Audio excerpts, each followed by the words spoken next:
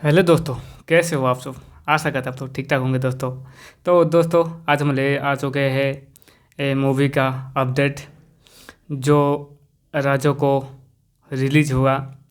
तो पहले थे है रावण रावण मूवी राजो को रिलीज होगा या नहीं होगा ये तो गारंटी नहीं है, लेकिन हाँ लव इन लंदन तो आ ही जाएगा।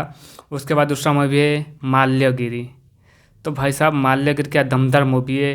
पहली बार ओडिया इंडस्ट्री में दोनों हीरो एक साथ में एक मूवी में काम करने वाला है, बाबूसान महांती एंड अमलान दास।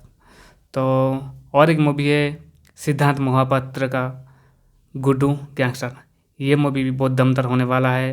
तो देखते हैं कौन सा मूवी पैन इंडिया में रिलीज होता है, कौन मार्केट लेता है। तो आशा करते हैं बहुत सारी मूवी बहुत दमदार करेगा और मार्केट भी लेगा। तो देखते हैं कौन सा किसका मूवी कैसे क्या करता है।